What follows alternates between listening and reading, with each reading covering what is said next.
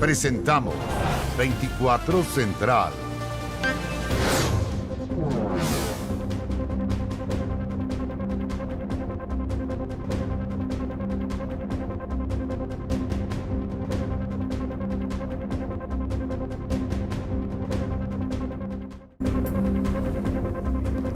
¿Qué tal? ¿Cómo están? Buenas noches, bienvenidas, bienvenidos a las noticias. La Comisión de Salud del Senado aprobó la eliminación de los excedentes en los planes de la ISAPRE. Esto en el marco de la ley corta que busca darle viabilidad económica al sistema. Bueno, y en paralelo, el mismo día, el Congreso también comenzó la discusión del adelantamiento en el alza de los planes, con fuertes críticas del oficialismo a la moneda. Ana María es pensionada, afiliada a ISAPRE y tiene 3 patologías GES. Esa cobertura hoy le permite estar más protegida y al día con sus controles médicos. Y en realidad inmediatamente yo tengo hora, saco mis bonos, me atienden, estoy bien de salud. Y esperar que me atienden, sacar en el sistema público una hora para que te atiendan. Entonces, por ese motivo lo encuentro una incertidumbre muy grande. La incertidumbre de Ana María es la que viven casi 3 millones de afiliados a las ISAPRES debido al complejo momento financiero que han advertido tras una serie de fallos dictados por la Corte Suprema. Una salida a la crisis discute por estos días la Comisión de Salud del Senado mediante una ley corta, instancia que aprobó una de sus primeras indicaciones. Todos deberán cotizar un 7% íntegro, lo que elimina el derecho a excedentes. Ya no va a haber hacia el futuro cobro de excedentes de la cotización, ya que van a estar ajustados a ese umbral que equivale al 27% de los planes que estaban bajo el 7% y que ahora van a quedar nivelados a ese criterio. Nos quedan 2 dudas. La primera, si efectivamente la ley corta va a permitir equilibrar los ingresos, y la segunda, si lo va a hacer en forma oportuna. Mientras el Senado discute el fallo de la Corte Suprema sobre tabla de factores y devolución de cobros en exceso, en la Cámara de Diputados se debate la estrategia del gobierno para mitigar el impacto del fallo GES, que apunta a adelantar la fecha en que las ISAPRES pueden subir sus planes desde junio a abril. Un tema que fue sumado sorpresivamente a la ley que reajusta los sueldos de los trabajadores fiscales. Aquí se metió por contrabando la modificación del ICSO para que se diera una discusión rápida, superflua, poco profunda, poco estructural, pero creo que logramos que se le diera una discusión más profunda. Pero lo que me parece incorrecto es que se mezcle el debate del reajuste del ICSA con respecto al reajuste del sector público. Que el GES se fija cada 3 años, el ICSA se fija cada 1 año, son cosas totalmente distintas. Da la impresión que se están juntando peras con manzanas. La moneda debió salir a calmar los ánimos, descartando que estemos en presencia de un perdonazo. En la comisión se quedó de votar mañana, probablemente seguir votando el jueves y el lunes en la mañana, ¿ya? Y se va a votar todo el proyecto. ¿No se va a retirar? Se va a votar todo el proyecto. El llamado al oficialismo en este sentido es a mirar el proyecto de ley corta de manera sistémica y no solo el adelantamiento del ICSA. El adelantamiento del ICSA tiene que ver solo con una cuestión coyuntural. Se espera que este miércoles el proyecto enfrente su primera votación en la Cámara de Diputados, una prueba de fuego para la estrategia de la moneda con el fin de mitigar el complejo momento financiero de las ISAPRES.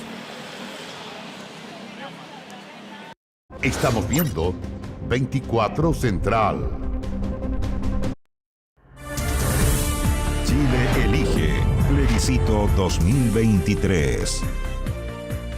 Estamos a poco más de 4 días del plebiscito. El próximo domingo estamos con Valentina Reyes para comentar todo en la previa al plebiscito, comenzando por esta imagen que vamos a revisar, la Valentina, que generó rechazo transversal. Ahí está, restos de un vaso de café que voló por el aire y que tenían como destinataria a la ministra vocera de gobierno, Camila Vallejo. Sí, ella estaba participando, de hecho, en una actividad en Rancagua repartiendo propuestas constitucionales, porque es parte de las labores del gobierno, ¿no? Informar. Dar a conocer el texto, informar de cara al plebiscito del 17 de diciembre, Connie. Ahora, no es la primera vez que una autoridad recibe este tipo de agresión, ¿cierto? O sea, yéndonos bastante más atrás, María Música con el jarro de agua a la entonces ministra de Educación, ¿cierto? Mónica Jiménez. Sí, por ejemplo.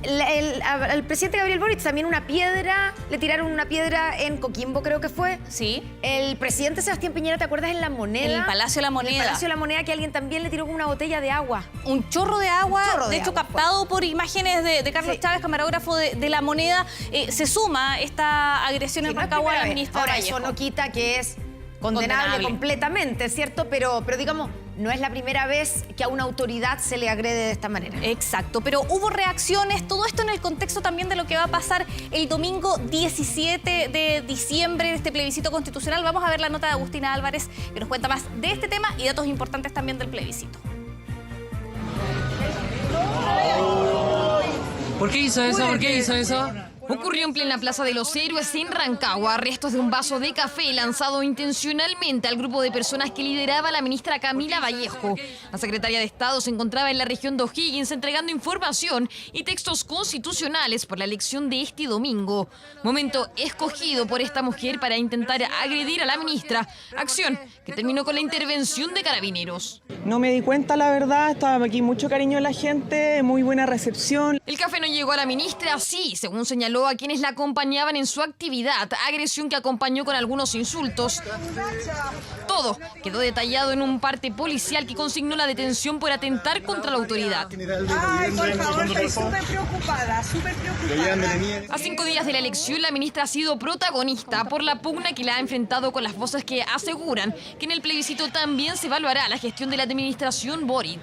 Fue el propio José Miguel Insulza quien dijo que el resultado o le da fuerza al gobierno o lo debilitará. Lo que se plebiscita el 17 de diciembre es un texto constitucional para que no nos engañemos y no engañemos a la ciudadanía. Tendremos el próximo domingo la principal derrota política y cultural de Gabriel Boric. Otro de los temas que ha marcado los últimos días de campaña es la seguridad. El impacto del crimen organizado, el terrorismo con sus atentados, la inseguridad permanente. Con énfasis en este tema, el líder republicano José Antonio Kast reforzó el llamado a votar a favor. Este domingo comienza la reconstrucción de Chile, asegura el video que refuerza que la seguridad es una de las ideas fuerzas de la campaña. Sin aludir directamente a esta, cuando participó en actividades vinculadas al tema, el presidente Boric reiteró un mensaje. Y que nadie trate de sacar provecho de estos temas que son tan sensibles para la ciudadanía, pensando en elecciones o en réditos políticos de corto plazo. Estrategia republicana que apela a quienes rechazaron la propuesta anterior, conocida justo cuando exmilitantes de ese partido y dirigentes de la oposición constituyeron la agrupación Rechazo y En Contra. Lo lógico es votar en contra para que esta pesadilla constituyente se termine. Estamos en presencia de algunos sectores que tienen algunas agendas más personales y representan a una minoría. 2 días restan para el término de las campañas, 5 para la elección. El llamado del CERVEL es a prepararse y consultar sus datos electorales. Hasta este martes lo han hecho casi 11 millones de personas. Todavía ahí nos faltan unos 4 millones. Es muy importante que consulten porque pueden haber cambiado la mesa siempre y el local de votación es posible. Plebiscito que está a la vuelta de la esquina y por el que el llamado es a informarse. Cómo funcionará el transporte, el comercio, dónde estará su centro de votación. Todo para tener una jornada en la que nada ni nadie empañe la elección. ¿Por qué hizo eso? ¿Por qué hizo eso? Tenemos el voto, Connie. Tenemos el voto acá en nuestra mano y ahí en la pantalla también para que lo vean en el planar. A ver, dice, bueno, es un voto súper simple, Sí. ¿cierto? Porque tiene 2 alternativas. ¿Está usted a favor o en contra del texto de nueva Constitución? Esa es la pregunta y hay 2 alternativas. A favor o en contra. Y hay que marcar, como siempre es bueno recordarlo, ¿cierto? Solo una opción, porque si no, se anula el voto. Se anula el voto. Acá está el voto en nuestras manos, tamaño real, más o menos así debería ser el voto que ustedes reciban el día domingo. Recordar cómo hay que doblarlo, a ver. ¿cierto? Para que pueda ingresar a la urna su decisión. Recordar que también los vocales ayudan mucho en esto, lo pasan así también como nosotros, doblado. Pero además esto es bastante más fácil que otras elecciones que hemos tenido donde hay que, o sea, cuando se eligieron los convencionales en su minuto, los consejeros, que hay que... Unas sábanas de voto. Esto es bastante simple y por lo tanto el proceso de votación debería ser rápido, no debiera tomar mucho tiempo, lo que significa también que debiéramos tener los resultados más o menos tempranos porque es fácil de contar. Exacto, 7 de la tarde, 7:30 de la tarde están quizás. hablando de los resultados. Pero antes de los resultados tenemos que dar estos datos de ayuda ciudadana, porque ¿qué pasa si estoy a más de 200 kilómetros de mi local de votación? ¿Cómo justifico esto? Acá tenemos algunos datos y algunas excusas para no votar. Una excusa es encontrarse en el extranjero. Ojo, hay que acreditarlo después ante un juzgado de policía local. Pero no hay que hacer nada en el momento, sino que después, cuando me citen, si es que estoy en el extranjero, ir y acreditar con el pasaporte o con algo distinto que estaba en el extranjero. Ojalá tener el pasaporte, los pasajes, todo. Enfermedad o discapacidad. Si tiene que ir a una urgencia, por favor pida el certificado, guárdelo, porque también le puede servir a futuro para justificar, ¿cierto? Exacto. Y aquí viene lo que tú decías. ¿Qué pasa si estoy a 200 kilómetros de distancia? Acá, si estoy a más de 200 kilómetros de distancia o hay, bueno, también un impedimento grave, también hay que guardar el certificado. Si hay más de 200 kilómetros, hay que ir a la comisaría virtual. Esa es una posibilidad, pero luego de la comisaría virtual hay que justificar esto en una unidad de policía. Ingresen a comisaría virtual con su clave única, eso es importante. Llena el formulario, pero luego hay que ir a una unidad de policía. No queda el trámite en la comisaría virtual. Claro, porque hay que acreditar de alguna manera que uno está a más de 200 kilómetros. Entonces, por eso hay que hacer el otro trámite. Pero lo que permite esto es que sea más expedito, sea más rápido. Exacto. Si uno lleva ya el trámite, el primer trámite realizado en la comisaría virtual. Claro, esa es la ayuda. Ahora, si no tengo clave única, no sé qué hacer, bueno, vaya a la comisaría y ahí lo justifica. No es 100% el requisito de la comisaría virtual, es para ayudar a que sea más expedito para cuando me llamen al juzgado de policía local para justificarme, porque recordar que este voto es obligatorio, Connie. Ahora, para quienes no es obligatorio, y aquí pasamos a revisar las siguientes imágenes, es para los chilenos en el extranjero. Recordemos que en los plebiscitos pueden votar los chilenos en el extranjero y aquí la Policía de Investigaciones cumple una labor importante. Están desplegados en el exterior para apoyar justamente este voto de los residentes en el extranjero. 81 funcionarios se trasladaron a 16 países como Argentina, Brasil, Estados Unidos, Reino Unido. El objetivo es convertirse en puntos de enlace con las policías locales y ayudar a que se dé este sufragio en el extranjero.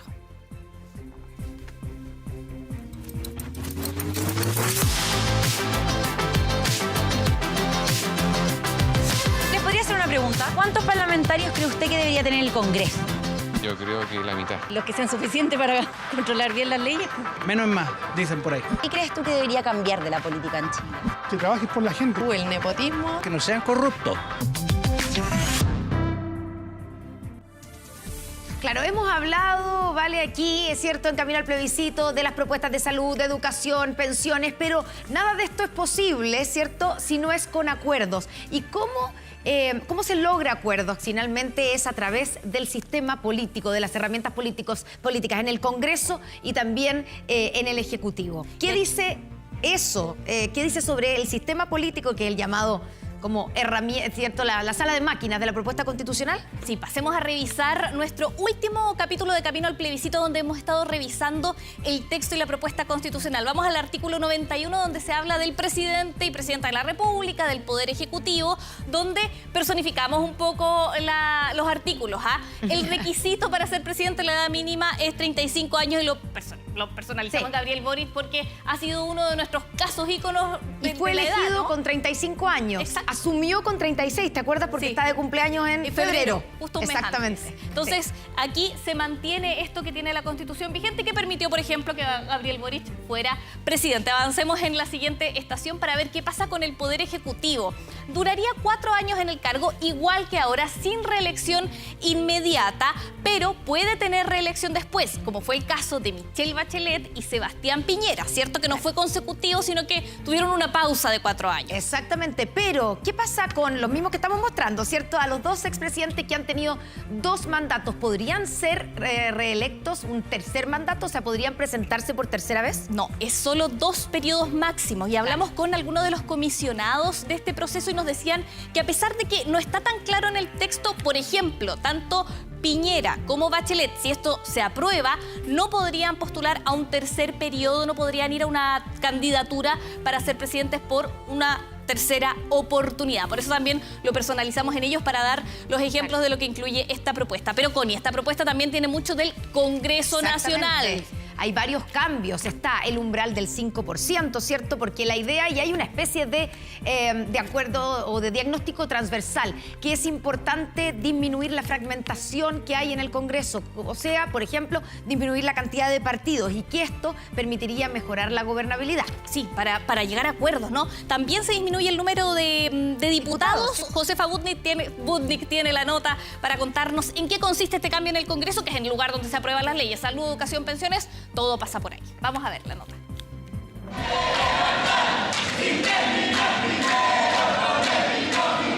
Así celebró el Congreso el fin del sistema binominal, el adiós en 2015 de uno de los denominados cerrojos de la dictadura, aprobación de una reforma que provocó diversos cambios, como el que se apreció en la Cámara de Diputados, que pasó de 120 a 155 miembros, número que sería rebajado a 138 si se aprueba la propuesta constitucional. Nosotros corregimos el sistema binominal para tener mayor proporcionalidad y poder asegurar una mejor representatividad. Este número no da cuenta de nada, en verdad es como una tómbola. Quienes defienden la propuesta apuestan por la resta. Menos parlamentarios, menos fragmentación, es igual a mayor gobernabilidad, dicen desde la favor. Si alguien plantea que hayan parlamentarios electos con menos del 1%, ¿eso significa una mejora en la representatividad? Yo diría que más bien no. Lo que ocurre ahí es que hay personas que son políticos de nicho y que tienden a radicalizar su posición porque solamente le hablan a un público que es muy pequeño de un distrito determinado. Otra norma que generó debate es la que establece que solo los partidos políticos que alcancen al menos un 5% de los votos o en su defecto 8 parlamentarios podrán ser parte del Congreso. Norma que generó conformidad en el Consejo, pero que un párrafo fue el que generó los reparos. Ayudan a que los partidos sean más sólidos, a que sean menos partidos, a que haya coaliciones que sean más permanentes en el tiempo y que los gobiernos puedan gobernar más establemente. La norma transitoria nuevamente nos dice, no se preocupe, para la siguiente elección entonces vamos a tener 4% o 4 parlamentarios. Y aún más grave que eso, que permite la fusión de partidos que no hayan alcanzado esos límites. Estas normas se suman a la disminución en la magnitud de los distritos. Si hoy son entre 3 y 8 parlamentarios por distrito, el texto propone que sean entre 2 y 6. Normas que, según sus promotores, lograrían mayor gobernabilidad y representatividad. Aún así, no lograron acuerdo transversal. Vamos a bajar de alguna manera la forma de representación porque va a haber una cierta preferencia o una cierta intensidad mayor de representación de áreas rurales que urbanas. Y para que todos nos entendamos, más del 80% de la población vive en zonas urbanas. Lo que permite es hacer, por un lado, más factible la llegada de cooperación, o más sencilla la cooperación. Segundo, el que hayan distritos que sean más pequeños. En términos de electos, significa que aquellos que sacan muy poca votación y por tanto que son poco representativos van a tener más dificultad de poder llegar y eso debiera ayudar a que se genere mayor consenso. La propuesta constitucional también busca que los parlamentarios sigan los lineamientos de sus partidos y no los utilicen solo para poder tener un escaño en la sede legislativa. Por eso se estableció una norma que quien renuncie al partido que lo patrocinó perderá su escaño en el Congreso Nacional. Otro tema que fue polémico en el sistema político, en toda la discusión, fue el de la paridad para poder llegar, ¿cierto?, postular y para poder llegar al Congreso. ¿Cómo quedó, Valentina, al final? Vamos a revisarlo acá en nuestras gráficas, porque quedó determinado según un proyecto de ley que tiene que ingresar al Congreso, pero que tiene ciertos lineamientos.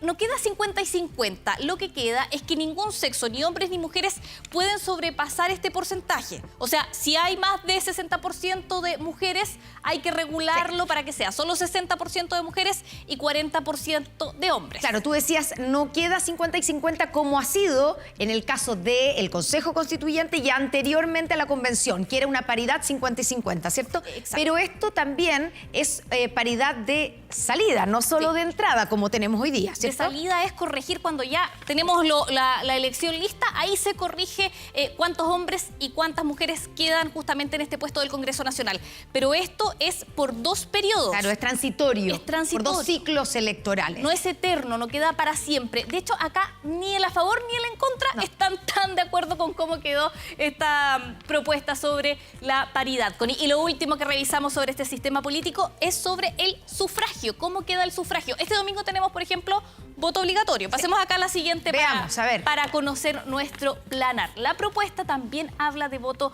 obligatorio en las elecciones populares y deja el voto voluntario para, por ejemplo, las primarias. Eso queda voto voluntario. Recordemos entonces una vez más que este domingo el voto que está aquí es obligatorio. Obligatorio. Así que a votar el domingo. Muchas gracias, Valentín. De nada. Buenas noches. Desde temprano con toda la transmisión para que usted, por supuesto, siga las alternativas de esa jornada clave. Clave ha sido el tema de seguridad durante esta discusión y durante esta jornada se supo que finalmente una ex general en retiro de Carabineros va a liderar el Batallón de Protección Ciudadana, que es la nueva iniciativa del alcalde de la Florida, Rodolfo Carter, frente a la crisis de seguridad que atraviesa el país. En tanto, el gobierno aseguró respaldar este tipo de acciones comunales, aunque advirtió que no se debe cruzar la línea entre las labores de los funcionarios municipales y las que cumplen las policías. Claudio Arévalo tiene la información. Surgida de lo que fueron dos grandes fundos, la quinta comuna más populosa de Chile hoy está lejos de ser ese lugar de árboles y plantas que dieron su nombre. La Florida, por el contrario, se llena de rejas, candados y alambres filosos en sus casas ante una crisis de seguridad que se replica en otras ciudades del país. Este es el peor momento porque yo vivo acá del año 74. Entonces a mí me puede decir que soy una vecina antigua y vieja porque ya voy en los 70. Pero esta es la peor época que hemos vivido. Los vecinos de la Rotonda como Gabriela despertaron otra vez angustiados. Frente a sus casas, la pequeña escuela Aurora fue asaltada en un hecho ruin, que es aún más bajo considerando que los delincuentes robaron solo los regalos que iban a recibir los pequeños alumnos esta Navidad. La verdad es que mucha pena porque llegué y me di cuenta que estaba abierta mi oficina, luego la oficina de las coordinadoras, y entré a la sala donde estaban los regalos y no había ni un solo regalo. De reflexionar, o sea, en qué tipo de sociedad estamos, cuáles son los tipos de principios que tenemos como seres humanos, o sea, qué tipo de personas somos. Cualquier tipo de delincuencia no es favorable para ningún ciudadano que trabaja honradamente, que nos sacamos la mugre todos los días para llevar el pan a la casa. Este colegio, porque yo también me sentí súper afectada, porque también eduqué aquí a mis nietos. Esa sensación de inseguridad, de impotencia que se extiende a lo largo de Chile movilizó a dos alcaldes, entre ellos Rodolfo Carter, a instaurar bajo ciertos resquicios un decreto de excepción comunal, es decir, otorgar más recursos al ítem seguridad en una medida que ha generado críticas y halagos. Este martes Carter fue más allá, presentó el Batallón de Seguridad de la Florida que estará a cargo de Berta Roble Fernández, una general en retiro de Carabineros. Creemos, y lo hemos conversado con la general Roble, que Chile y la Florida en particular esperan mano dura contra el delito, pero por sobre todo corazón muy grande con las víctimas. El trabajo del Batallón de Protección Ciudadana no busca reemplazar el trabajo de Carabineros. Por nada del mundo está enfocado en un trabajo colaborativo y de coproducción de seguridad y que tienen facultad los alcaldes de determinar estas acciones y medidas en cuanto a seguridad pública. Yo creo que lo veo como algo bueno, ¿sí? Porque ella tiene experiencia, sabe de lo que estamos hablando, sabe los sectores que son más vulnerables. Yo creo que sí, puede ser un aporte. En 2018 se convirtió en la segunda mujer en llegar al alto mando de Carabineros, fue jefa de zonas fronteras y servicios especiales y jefa de la 7ª zona del Maule. Capacitada también en el FBI, Roble Fernández llega para liderar este batallón de protección ciudadana que sumará a otros 100 ex uniformados, aunque ninguno de ellos podrá utilizar armas. Iniciativa que es seguida con atención por el gobierno. La capacidad y el conocimiento que tienen los ex uniformados es fundamental y me parece bien que está al servicio del país. Lo que no va a pasar es cruzar esa línea entre las tareas policiales y las tareas de los funcionarios municipales. Policías con sus tareas, funcionarios municipales con las suyas. Nosotros, por supuesto, valoramos a aquellos alcaldes que están disponibles a destinar más recursos, a contratar guardias, a complementar la presencia del Estado. Obviamente esto siempre tiene que hacerse dentro del Estado de Derecho, cumpliendo con la ley, y eso tendrá que ver el Contralor General de la República. Una de las 2 encerronas de un portonazo que en menos de 24 horas se registraron en la comuna de La Florida. Batallón de Protección Ciudadana, ¿una medida necesaria o exagerada? ¿Cuál es el límite de esta iniciativa? La Reina y la Florida han activado este decreto de excepción comunal ante la ola de criminalidad y violencia, destinando recursos de otras áreas a la seguridad. No sé si estará bien, o sea, estamos todos desesperados en todo caso con la violencia, con la delincuencia, pero no sé si estará bien. La verdad es que Carter no es un personaje que admire algo, pero creo mucho en los municipios, creo que cada municipio tiene su autonomía, tiene sus necesidades. Creo que sí. ¿Sí? ¿Te parece bien? Yo estoy de acuerdo. Ya. ¿Sabe? Porque la gente, los que somos ya de la tercera edad, andamos con un poco susto. Hoy día yo vengo a comprar y llevo mis cositas bien tomadas. 200 personas han postulado a este batallón floridano que está a cargo de una ex general de Carabineros, la penúltima acción para paliar con recursos propios e iniciativas aisladas la crisis de seguridad de la que ni escuelitas como Aurora se han podido salvar. Bueno, revisamos lo que ha pasado durante la jornada en Argentina con ya el anuncio de las medidas económicas que ha advertido el gobierno de Milei. Revisemos algunas de estas medidas anunciadas por su ministro de Economía, Luis Caputo, como parte de este plan de emergencia económica. Bueno, en primer lugar, esto es bien relevante porque no se van a renovar los contratos laborales del Estado que tengan menos de un año de vigencia, bajo el argumento de que esta es una práctica habitual en la política al incorporar a familiares, amigos, todo esto antes de que finalice el término del mandato. Una segunda medida que ya había dado señales Milei es la reducción muy importante de los ministerios, que pasaron de 18 a 9. Pero esto también viene aparejado con un recorte en las subsecretarías, que antes eran 106 y ahora van a ser 54. Caputo también señaló parte de estas 10 medidas que señala, la reducción al mínimo de las transferencias que se hacen desde el gobierno central a las provincias, señalando que este corresponde a un recurso en que la historia reciente del país se ha usado como moneda de cambio para intercambiar favores políticos. Y además, esto es algo que va a sufrir fuertemente la población, una reducción específicamente de todo lo que tiene que ver con subsidios a la energía, al transporte, ya que desde el gobierno insisten en que los subsidios no son gratis y que finalmente se termina pagando esto con inflación, entre otras tantas medidas anunciadas, como por ejemplo sincerar el precio del dólar, fuerte devaluación del peso, recorte de subsidios. Son algunas de las principales medidas anunciadas durante esta jornada por el ministro Luis Caputo.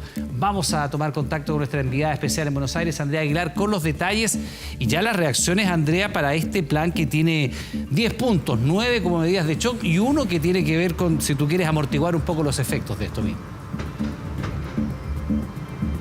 ¿Cómo estás, Iván? Sí, muy buenas noches. Vamos a estar peor que antes, al menos durante unos meses, es lo que ha dicho el ministro de Economía, Luis Caputo, un titular contundente que da cuenta de estos 10 puntos que tú mencionas, entre donde también está obviamente el tema del dólar oficial, que estaba a 400 pesos y pasa a 800. A eso se suma obviamente el tema del recorte de los subsidios, el tema de transporte, la apertura además también de importaciones, ajuste fiscal, como algunas de las claves de esta comparecencia, además muy criticada acá por los medios de comunicación por tratarse de un mensaje pregrabado, no una, sino 2 veces. El país estaba expectante que a las 5 de la tarde se diera este mensaje pregrabado, luego empezaron a circular algunas versiones de que no les había gustado el fondo del mensaje o la forma también, y finalmente se vuelve a pregrabar este mensaje, que es lo que finalmente vemos emitido. Es un plan de 10 medidas en las que también se incluye fortalecer algunos planes sociales sin intermediarios, no renovar contratos, que lo mencionabas tú, Iván, que tengan menos de un año, también suspensión de los gastos de publicidad en medios oficiales y también en medios de comunicación por parte del Estado, que era una de las medidas que había adelantado el vocero de la presidencia esta mañana, y también no licitar más obras públicas que no hayan estado en estos plazos y sobre todo cancelar aquellas que no han empezado. Parte entonces de este paquete económico que era muy esperado desde el día domingo, cuando finalmente se empieza a tratar de expandir, ¿no?, lo que son las medidas económicas, y se empieza a retrasar el anuncio de este paquete que finalmente va a tener algún tipo de efecto el día de mañana. Pero vamos a ver también en el informe que preparamos con Felipe Gamboa cuál es el efecto que esto podría tener en distintas poblaciones, particularmente en los jubilados, porque recordemos que una de las principales críticas luego de estas medidas que anuncia Caputo en las últimas horas es que no se hace una sola mención a la situación que van a tener los jubilados. Vamos a ver justamente este informe.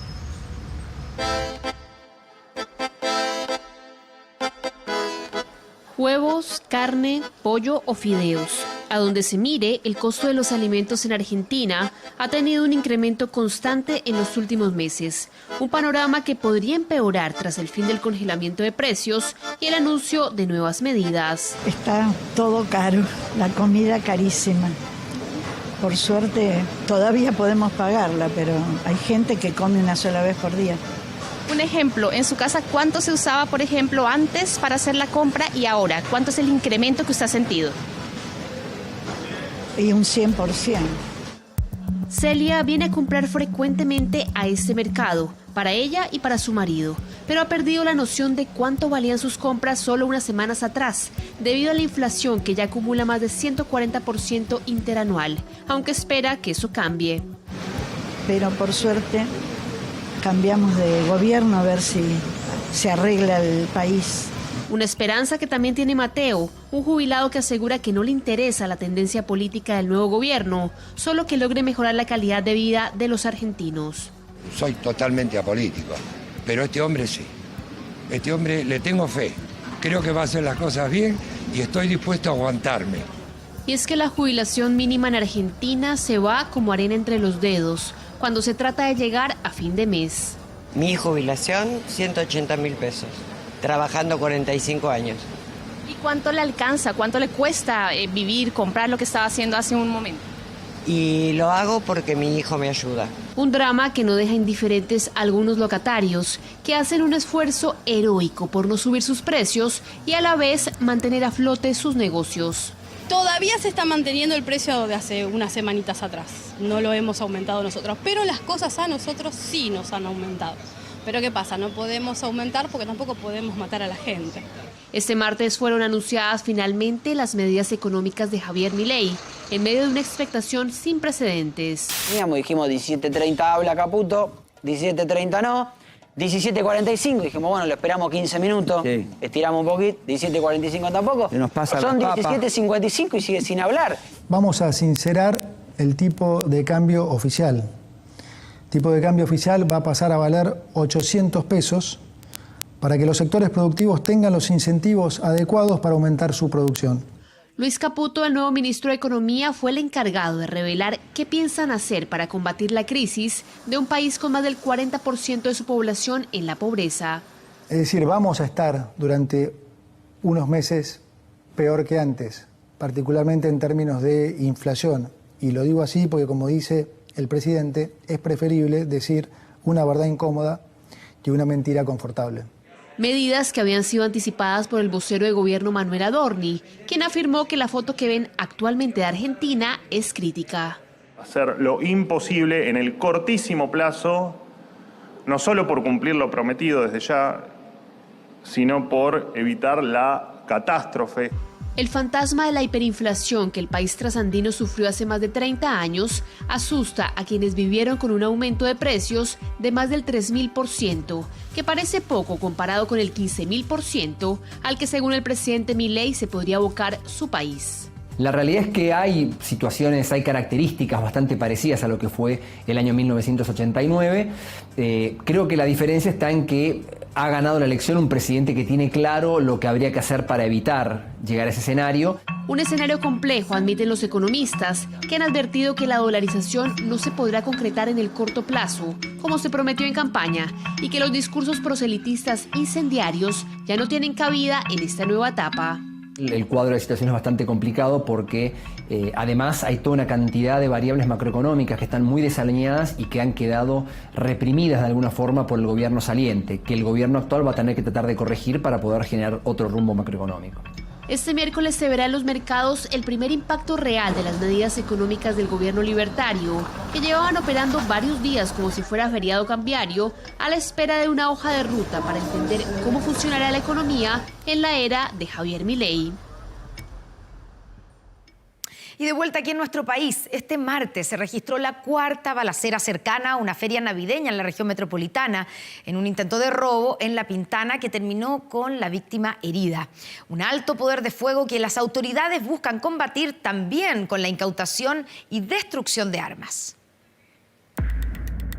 Con al menos 10 impactos de bala quedó este vehículo. Su conductor recibió uno en la espalda. ráfaga registrada a tan solo una cuadra de una feria navideña. Cuando todavía no pasaban 12 horas, este sector de La Pintana funcionaba como si nada hubiese pasado. En la mañana, centenares de comerciantes ofrecen productos caseros y en la tarde hasta la medianoche es el turno de los artículos navideños.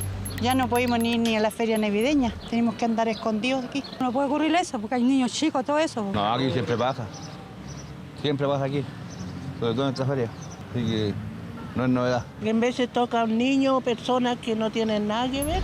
Los disparos se registraron aquí y hace 2 años en la misma fecha, a prácticamente 1 kilómetro de distancia, otra balacera en feria navideña con una niña de 2 años herida.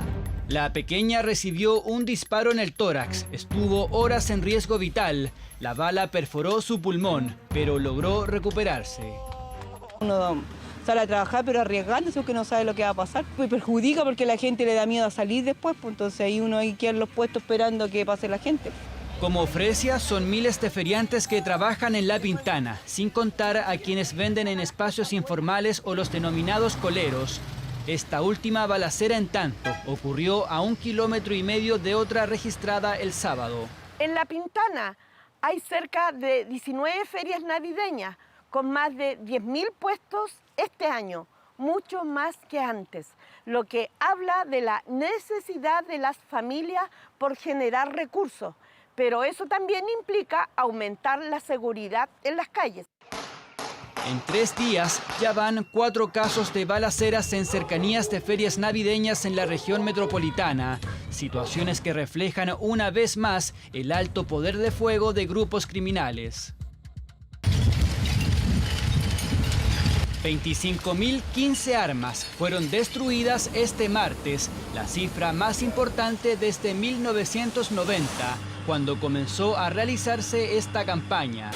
Y si comparamos ese número, el aumento es de un 39% superior a lo incautado en 2022. Estas armas corresponden a lo comisado por los tribunales de justicia, a las entregadas voluntariamente y a las dadas de baja desde las instituciones uniformadas. Miles de armas que ya no van a estar disponibles para narcotraficantes, para delincuentes, para personas que quieran intimidar o utilizarlas de mala manera. Estoy seguro que un país que tiene menos armas en las manos equivocadas es un país más seguro.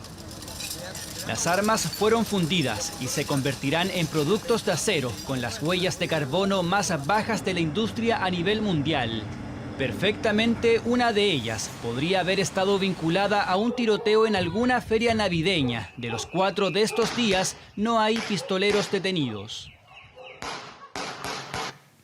Con el fin de alivianar el gasto mensual, la Asociación Chilena de Municipalidades firmó un convenio con la empresa Abastible que ofrecerá descuentos de hasta 6.000 pesos, una iniciativa que incluye a 88 comunas en todo el país.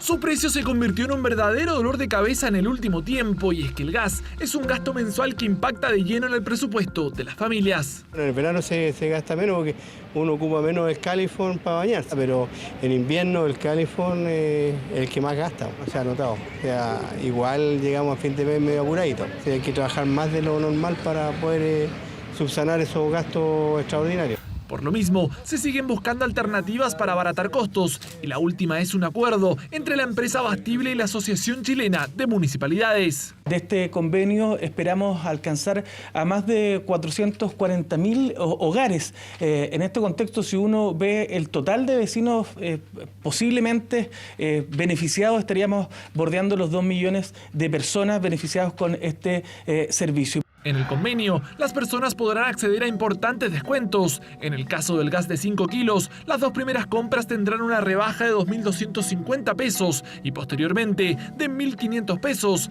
mientras que en el caso del de 15 kilos, las 2 primeras compras tendrán un ahorro de 6.000 pesos y posteriormente de 4.000 pesos. El descuento entra en vigencia en forma gradual durante las próximas semanas, en la medida que se vayan sumando los municipios. Los vecinos podrán acceder simplemente registrándose a través de los distintos canales de las municipalidades que participan. Tendrán derecho a los 2 descuentos por mes durante un periodo de 12 meses. Los descuentos serán por un año y hasta ahora son 88 comunas de todo el país las que se han asociado, un beneficio que muchos celebran. Abarata, ayuda mucho al bolsillo. Conveniente para la población, para los ciudadanos que realmente tienen pocos recursos y escasea el dinero. Para las personas más desafortunadas, yo creo que sí. Bueno. Lógicamente va a impactar en el invierno. Este convenio dura 12 meses y esperamos que del resultado de este convenio podamos seguir extendiéndolo con el paso de los años. Pero donde más contentos quedaron son en el sur del país. Los habitantes de Osorno aseguran que debido al clima de la zona, muchos necesitan por más tiempo calefaccionar sus hogares, por lo que el gasto en gas se realiza durante casi todo el año. Para estos tiempos que está todo caro, se sirve para cocinar y otras cosas más. Se baja una cantidad más o menos razonable para nosotros, que nos cuesta más o menos comprar las cosas. Un beneficio que se espera ayuda a amortiguar el presupuesto de los chilenos, que en el último tiempo han debido extremar esfuerzos para hacer frente al gasto en gas. En un funeral privado fue despedida la mamá del Chapo Guzmán, uno de los narcotraficantes más peligrosos de la historia. Los nietos de la fallecida María Consuelo Loera aún controlan el cartel de Sinaloa en ese país. Es muy fácil decirlo a la gente. Este es uno de los pocos registros que existe sobre el funeral de María Consuelo Loera Pérez, la madre de uno de los traficantes más grandes en la historia de México, Joaquín El Chapo Guzmán. La mujer de 94 años murió por causas naturales y fue enterrada en La Tuna, donde vivió toda su vida. No dejaron acceso a la prensa, no dejaron el acceso a absolutamente nadie, fue algo muy privado.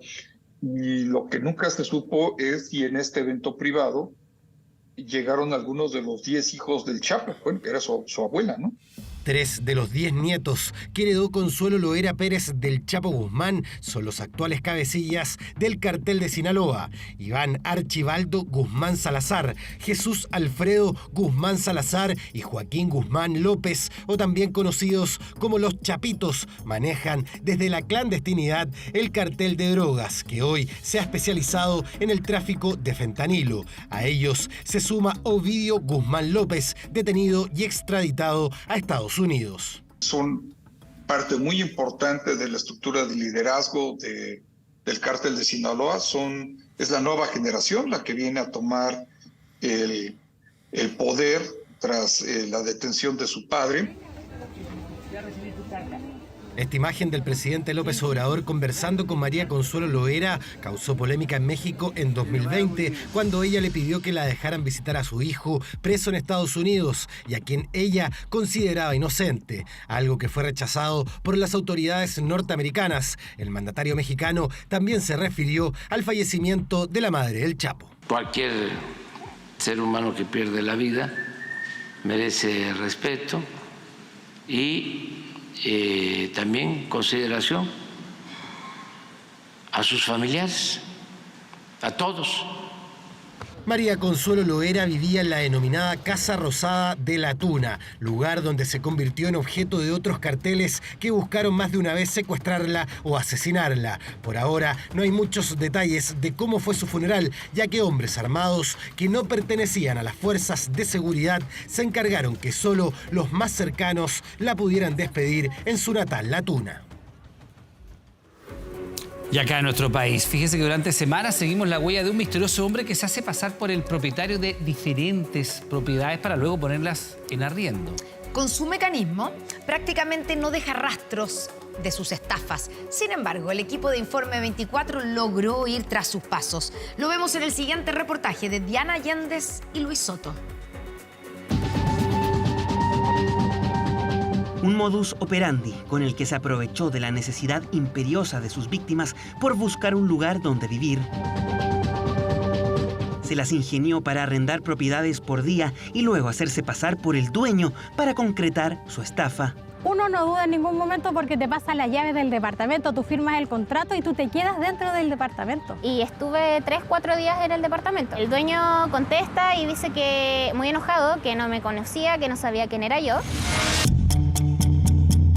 ¿Quién es el arrendador incógnito?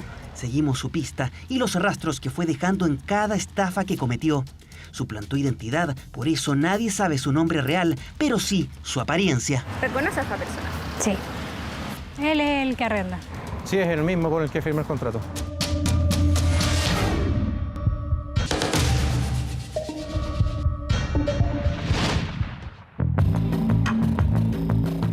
Fíjese bien en él. Se le ha visto en distintos edificios mostrando departamentos. Puede ser perfectamente un agente inmobiliario o un corredor de propiedades. Hace algunas semanas, una investigación de Informe 24 dejó al descubierto un arrendador incógnito que se aprovechó de la vulnerabilidad de una joven madre soltera proveniente desde Ucrania. Tienes que venir con dinero porque si yo tengo que entregar hoy. Si tú no tomas, tomará otra persona. Y me dijo precio 250.000 por un mes. Y se paga más de garantía también. Era la oportunidad de Ina para vivir de forma independiente con su pequeño hijo. Gastó sus ahorros y firmó un contrato. No sospechó de nada, ya que el supuesto dueño hasta le entregó la llave del departamento.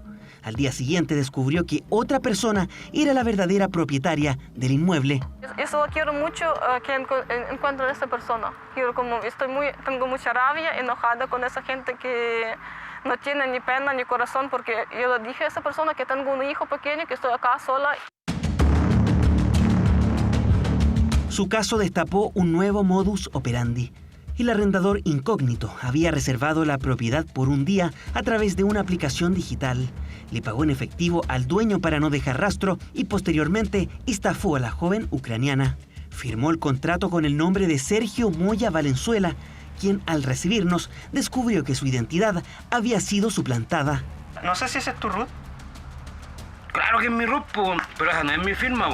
Ina ni siquiera sabe el nombre real de quien la engañó. Por eso es difícil denunciarlo y aportar antecedentes concretos a la justicia.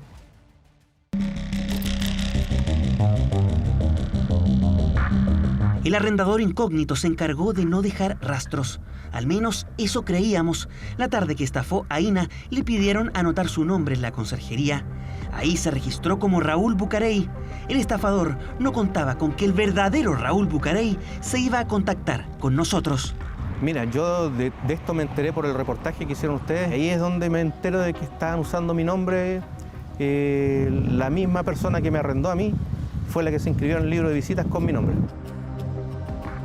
Raúl y su esposa cuentan que días antes ellos también fueron engañados por el arrendador incógnito. Las imágenes registradas por una cámara de seguridad son suficientes para reconocerlo. Sí, solo que la mayor cantidad del momento está con lentes de sol. Porque estuve en el departamento mientras lo revisábamos, recorríamos sus dependencias y conversamos de los pormenores del departamento. Habrá estado como una hora más o menos. Entonces sí, lo recuerdo claramente. Por motivos laborales, Raúl buscaba cambiarse a un lugar más céntrico. En redes sociales vio el aviso de un departamento en calle Marín que era ofrecido por una mujer. Raúl se contacta con ella y nos dice que arrendó el departamento de Marín, pero que tenía otra opción en Marcoleta.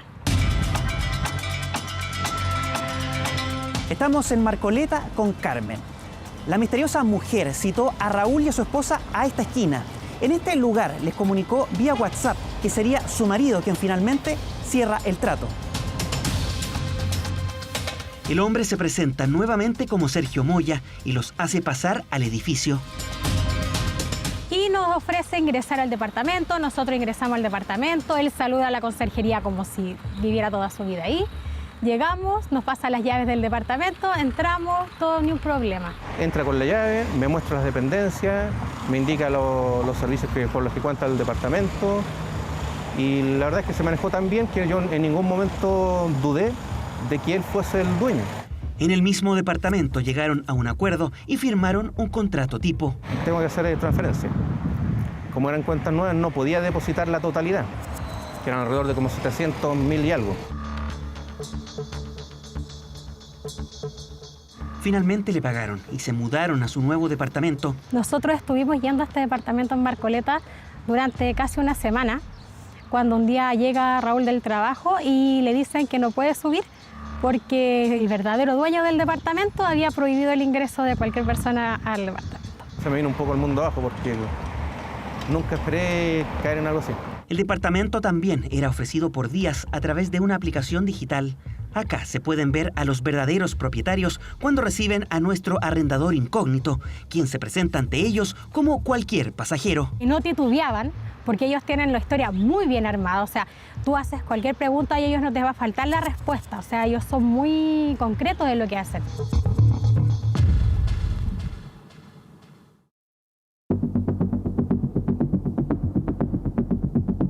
Recorremos la capital en busca de pistas. Queremos saber quién es el desconocido que no solo ha estafado con arriendos, sino que también se ha apropiado de la identidad de sus víctimas para seguir embaucando.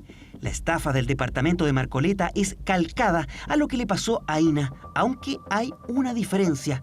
En esa ocasión, el arrendador incógnito le pidió el dinero en efectivo, pero en el caso de Raúl, él realizó transferencias a 2 cuentas bancarias. Luego de analizar los movimientos bancarios y las transferencias electrónicas realizadas por los nuevos denunciantes que se pusieron en contacto con nosotros, hemos podido recabar algunos antecedentes y hemos llegado a un nombre. Se trataría de Jorge Muñoz, de 37 años. Esta es la pista que obtenemos por el momento, ya que podría tratarse nuevamente de una identidad suplantada. Al arrendador incógnito se le ha visto en edificios de distintas comunas de la capital, lo que nos ha permitido reconstruir su ruta. El 20 de octubre estuvo en el barrio Bellas Artes. 5 días antes mostró el departamento de Marcoleta. El 29 de julio fue captado en la comuna de Recoleta, esa vez usando mascarilla y acompañado de su presunta cómplice. ¿Nota algo familiar? Camisa blanca, chaqueta negra y el pantalón beige es exactamente la misma ropa que utilizó con Ina. La última semana de julio también fue estafada una joven odontóloga en la Florida. Cuando llego a la dirección que ella me envió, la llamo, le indico que estoy en el lugar, que dónde está ella, y ella me dice, no te preocupes, yo bajo a buscarte. Acá se encontró con la mujer que había publicado un aviso de arriendo. Entramos las dos juntas, era en un 9º piso. El ascensor funciona con una tarjeta que solo los residentes tienen. Estuvo habitando el departamento por casi 4 días cuando se contactan con ella desde la administración del edificio. Y ahí el administrador me dice, lo que pasa es que ese departamento funciona como apart hotel y no se puede arrendar por meses, solo se arrienda por días. De hecho, ahora está arrendado por días a otra gente. En esta ocasión actuó una mujer, pero ¿tendrá algún vínculo con los otros casos denunciados? Ivy le transfirió dinero a la misma cuenta que Raúl y su esposa. El titular es Jorge Muñoz, quien sería nada más ni nada menos que el arrendador incógnito al que le hemos seguido la huella. A él nunca lo vi, pero la mujer que me estafó siempre estaba hablando por teléfono. Entonces yo sé que él se estaba comunicando. De hecho, ellos llegaron, después yo viendo las cámaras, me di cuenta que ellos llegaron juntos al departamento. ¿Quién es Jorge Muñoz? Tiene denuncias por hurto simple e incluso fue detenido en 2019 por intentar arrendar un departamento en Santiago Centro que no le pertenecía. Pero necesitamos la confirmación visual para establecer si el arrendador incógnito es efectivamente Jorge Muñoz. Tras el cruce de información, nuestra búsqueda nos trae hasta Pedro Aguirre Cerda. Nuestras pistas indican que el estafador se escondería en esta comuna. Visitamos varios domicilios y lugares donde podríamos ubicarlo, hasta que llegamos a este pasaje. Y finalmente, por breves segundos, pudimos verlo asomarse por la reja. Se trata de la misma persona que fue captada en las cámaras de seguridad ofreciendo los arriendos fraudulentos. Hemos encontrado al arrendador incógnito. Mira, espero que los puedan capturar y dejen de estafar a la gente, porque cuesta ganarse la plata, y que te estén robando así de esa manera duele mucho.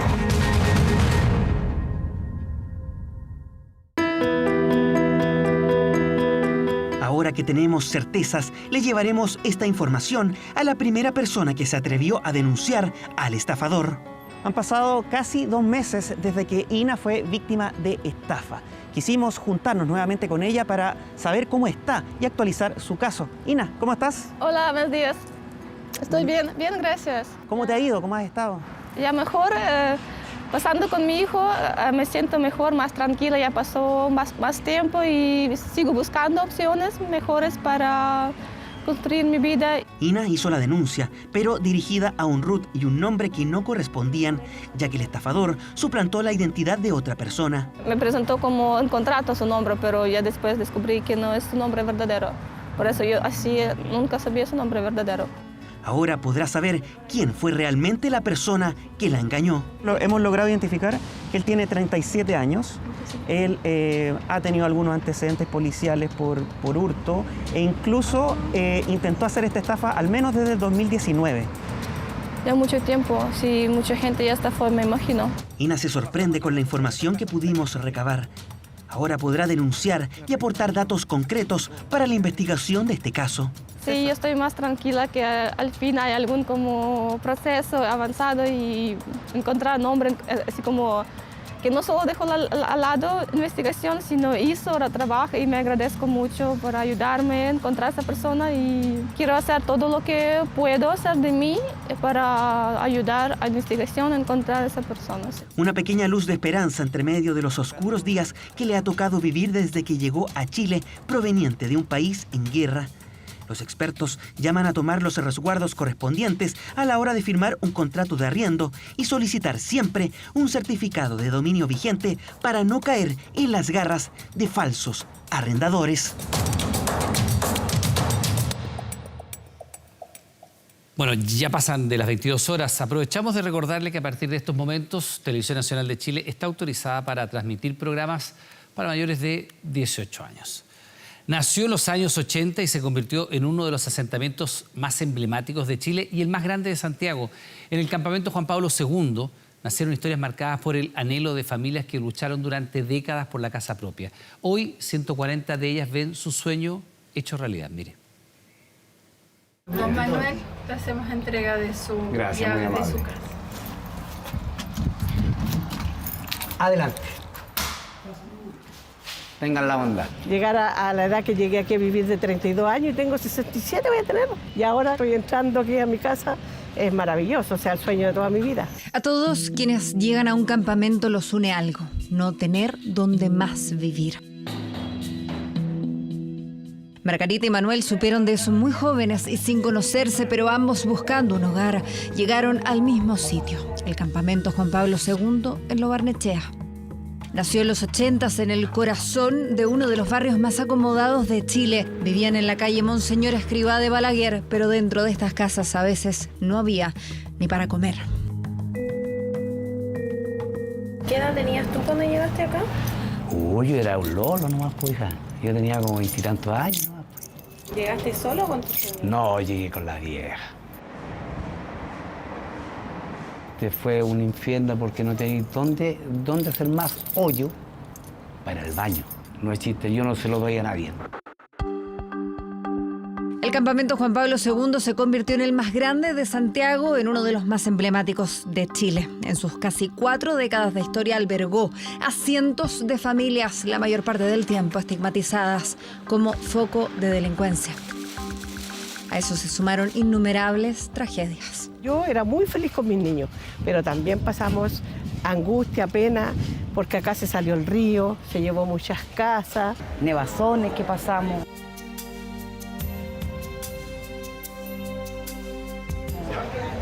Incendios. Murió una vecina adentro. Y ahí nosotros seguimos más fuerte para poder sacar este campamento adelante, pero nos tocó una lucha inmensa. Una que duró décadas. 38 años se mantuvo el campamento. En 2018 los desalojaron bajo la promesa que un día tendrían su casa.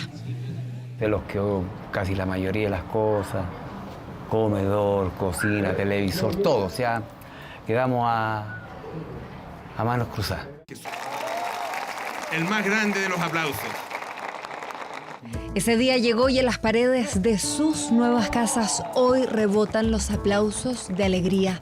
La primera etapa para 140 familias del ahora proyecto habitacional Juan Pablo II de Lo Barnechea. Hoy juntos estamos haciendo sueños realidad. Este 12 de diciembre del 2023 es una fecha inolvidable para ustedes y para nosotros. Comenzaron la mudanza, se encendieron las primeras luces, se abrieron las primeras puertas de su hogar. Que a mí me decían que yo era muy peleonera, que a mí no iba a llegar a ningún lado, pero gracias a la pelea que tuve, llegué donde yo llegué. Parte del plan de emergencia habitacional para enfrentar el déficit de 650.000 viviendas en el país. Ya hemos entregado 92.000 viviendas hasta el mes de noviembre y esperamos terminar diciembre muy cerca de las 100.000 viviendas. ¿Pero qué se ha planteado el presidente? 260.000 viviendas en estos 4 años. Es harto, es difícil, pero estamos y lo vamos a cumplir. Mira qué bella está, mira qué hermosa, lo que soñé. Oye, no quiero llorar, pero me emociona, porque fueron años de lucha, años esperando este sueño. Yo les dije, la terraza es bonita. ¿Mira esa vista que tiene? Sí. ¿Quién tiene esa vista? ¿Mire? No. Feliz. Debe estar más linda, porque imagínate, tengo que arreglarla, me la entregan así, pero yo la voy a poner bella. Un sueño que Manuel le prometió cumplir a su esposa, fallecida el mismo año que los desalojaron. Creo que ella era la que merecedora más que nadie de su casa. Y gracias a Dios que lo pude lograrlo, porque si no fueran por ello y por la manito de ella arriba, yo creo que no estaría aquí. Un logro que también contarán más personas. Este mes comenzará la construcción de las etapas 2 y 3 para 240 familias más y que darán vida a un nuevo capítulo aquí. Emocionante. Sí. Recibir después y esperar tantos años, pero finalmente sí. Tienen la casa propia. Oye, ha hecho calor, es un hecho, ¿cierto? Sí, claro. Seguramente usted ya habrá visto viejitos pascueros con sus ropas del Polo Norte en centros comerciales o en eventos de fin de año. Bueno, es obvio que no es fácil lo que ellos viven, ¿no? Pasando, usualmente se pone trata de personas mayores que hoy enfrentan pronósticos que hablan de elevadas temperaturas en los días venideros. ¿Qué hicimos nosotros? Acompañamos a algunos de ellos para saber cómo trabajan con esta difícil realidad. Nadie mejor que el viejito pascuero para hablar de el calor. La calor está fuerte. Ellos saben que hay que combatirlo. Esto se llama tropical mecánico. Los que entienden de tela, yo no sé por qué se llama mecánico, no lo sé. Pero una vez ataviados con ese intenso rojo, hay que ver cómo viven el personaje. Irlanda, los duendes los rescaté de ahí. Los renos también. Los rescaté de ahí. Sí. Me está hablando Santa Claus. Exactamente. Pero hay algo que por muy santa que se vuelva Jorge, no se puede subsanar. Y es lo que dice 31 Minutos, programa emblema de TVN en algún momento, que se atrevió a hablar de temas tabú. Tu caca termina en un lugar como este. Como ese, o como el extremo calor que deben enfrentar los viejitos pascueros. Calurosa Navidad. La pura verdad, nos cuenta el primer viejito en el Mall Barrio Independencia. Él ahí se fotografía con los más pequeñitos por un aporte para la Fundación COAR, que ayuda a menores con tratamiento oncológico en el Hospital Roberto del Río. Hermosa iniciativa que, por muy hermosa que sea, no disminuye los sudores propios del ejercicio navideño en cada pliegue de sus regiones más recónditas. Trato de no moverme mucho tampoco. Cuando vienen los niños, ya ahí te sube más la temperatura. Navidad caliente, cuando lo que se viene es más calor aún. Esta anomalía cálida en la temperatura superficial del Pacífico aumenta de manera muy importante la probabilidad de que se presenten cada vez de forma más frecuente olas de calor. Y las recomendaciones para hacer frente al pronóstico son variopintas, desde las más clásicas. Hidratarse es importante, pero tampoco uno puede excederse en la hidratación, porque como somos ancianos, necesitamos más seguido ir al baño, orinar. Hasta recomendaciones muy peculiares, nos dice el pascuero de Independencia. Antes de salir, tomo agua caliente. ¿Por qué agua caliente? Porque me mantengo a la temperatura más o menos del ambiente. Y me resulta. Una tradición que trae desde sus inicios cuando... ¿Cómo decirlo? La cosa es que el viejito pascuero, antes de conducir su trineo, manejó un colectivo. Y todos mis colegas tomaban agua helada, Coca-Cola, y yo andaba con el agua natural que la dejaba en el auto. Estaba caliente, ¿no? Y empecé a tomarme y me mantenía ahí. El colega argentino en tanto parte a Viña a un evento, viajará hora y media en auto, así que se va mitad Jorge, mitad Santa, la de abajo Santa. Y así trata de soportar el calor, porque sí, tiene calor. Es una pregunta muy frecuente. ¿Ya que hace calor con ese traje? Hace 40 grados, pero... Agua caliente, sigue insistiendo este pascuero, hay que probarla, asegura. Hágalo. ¿Es llamado para otros viejitos pascueros o para la gente en general? No, yo creo para toda la gente. Que no tenga miedo. Sin miedo, como ellos que continúan con sus jo, devenidos de una sonrisa abrasadora, bajo un sol abrasador. buena recomendación. Agua tibia entonces antes de salir para enfrentar el calor. Alexei Navalny es sin duda uno de los máximos enemigos de Vladimir Putin y el principal referente de la oposición rusa. Pero hoy su paradero es totalmente desconocido. Mire. Tengo la confianza y declaro que ellos no son los dueños de nuestro país y nunca lo serán. Y un gran número de personas, decenas de millones de personas, están de acuerdo conmigo. No sabemos dónde está Alexei en este momento. Máxima tensión se vive en Rusia tras esta sorpresiva declaración. Alexei Navalny, líder de la oposición rusa que está preso en una colonia penal al este de Moscú, está desaparecido, según informó su equipo en los últimos días. Ahora mismo está completamente solo y está literalmente en manos de personas que una vez intentaron matarlo. Desde hace 1 año y medio, Navalny, de 47 años, está recluido en la colonia penal IK6, tras ser condenado a 19 años acusado de numerosos delitos por parte del gobierno ruso, condena que se suma a los 11 años y medio que ya cumplía en otro centro de máxima seguridad. Un paradero desconocido que ya está movilizando a Estados Unidos. El Kremlin, por su parte, tiene su propia versión de los hechos. Hemos comunicado al gobierno ruso que son responsables de lo que le suceda al señor Navalny, mientras esté bajo custodia. Estamos hablando de uno de los prisioneros que fue declarado culpable por la ley y está cumpliendo su condena. Consideramos que cualquier intervención de cualquier persona, incluido Estados Unidos, es inaceptable e imposible. Los partidarios de Navalny afirman que su detención corresponde a un intento políticamente motivado de acallar sus críticas al mandatario ruso. Empezó a atacar directamente con nombre y apellido a figuras del gobierno de Vladimir Putin, cosa que rápidamente generó una reacción. Empezaron a acusarlo de distintos cargos, fue generando que desde el Kremlin se le empezara a percibir como una amenaza real, una amenaza concreta. La figura de Navalny ha logrado incomodar al líder ruso, razón por la que la seguridad está en el centro del debate, más aún cuando en 2020 sufrió uno de los episodios más críticos en su vida. Es un envenenamiento con un agente tóxico desconocido, encefalopatía tóxica. Navalny fue envenenado con Novichok, hecho por el cual tuvo que ser trasladado de Rusia a Alemania para ser tratado.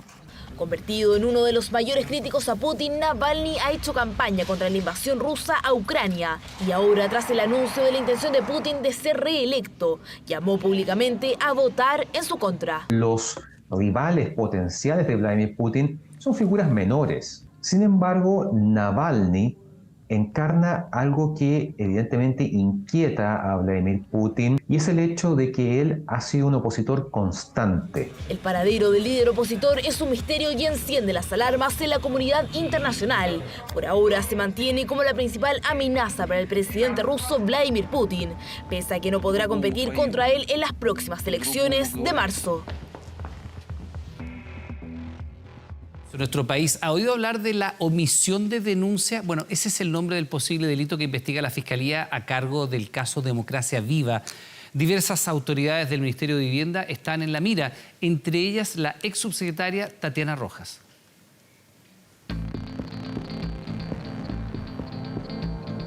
Omisión de denuncia, el nombre del delito que ahora investiga la Fiscalía de Antofagasta, quien tiene en la mira a diversas autoridades del Ministerio de Vivienda. Funcionarios públicos que por su condición están obligados a denunciar una irregularidad, lo que no habían hecho cuando existieron indicios de ella en el caso Democracia Viva. TVN tuvo acceso al documento que confirma la acción del fiscal Cristian Aguilar, que buscará comprobar si existió este incumplimiento y un nombre ya está en el radar. En el caso de la omisión de denuncia, hay una denuncia específica contra la ex subsecretaria, así que no es de extrañar que el Ministerio Público hubiese desagregado esa investigación y creo que además le da foco específico a ese punto. Es una denuncia específicamente presentada contra la ex subsecretaria. Esa ex subsecretaria es Tatiana Rojas, una de las primeras funcionarias de gobierno desvinculadas por el escándalo. La denuncia llegó a manos del Ministerio Público en junio y es un antecedente más de un caso que, por complejo, la Fiscalía decidió separar en 8 causas distintas. Había muchos funcionarios públicos que tuvieron información y que no denunciaron.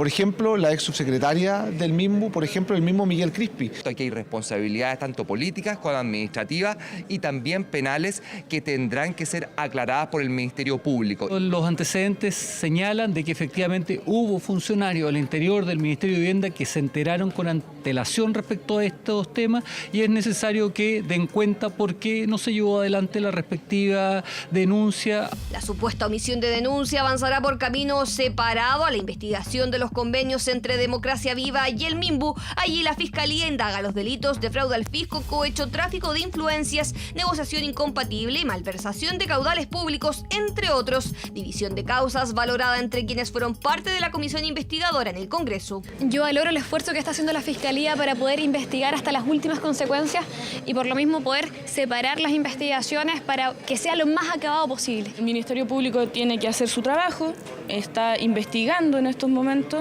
Serán ellos quienes determinen responsabilidades judiciales, jurídicas, penales en esta materia. Y ya naturalmente excedieron lo que significa la responsabilidad política administrativa. Aquí estamos claramente en presencia de delitos y me parece muy bien que se estén tomando las estrategias más adecuadas para poder profundizar en estas investigaciones. Una de las preguntas entre los parlamentarios es si Miguel Crispi, cuyo cargo generó intenso debate entre quienes discuten si es o no funcionario público, pudo incurrir en el delito de omisión de denuncia, más si el ex seremi de Vivienda ha asegurado que él sí tenía información. El caso de Carlos Montes sería distinto porque nadie ha puesto en duda que el ministro se enteró de todo luego que estallara el escándalo. De hecho, el ministro entregó antecedentes y presentó denuncias ante la Fiscalía. 24horas.cl. Atención, la producción Cecilia, la incomparable que transmitió TVN fue seleccionada en 3 categorías para el Festival de Cannes 2023, tanto en su formato de largometraje como serie de 4 capítulos de media hora. Todos los detalles los encuentran en 24horas.cl. Una gran noticia. Terminan las noticias aquí, los dejamos invitados, eso sí, para el próximo mes de enero. Sí, claro, tenemos la cautivadora historia de la idealista Doga que se enamora rápida y perdidamente de un hombre cuyos valores están, por supuesto, allí en medio de esto. Yo decido amar desde enero por las pantallas de TVN. Buenas noches.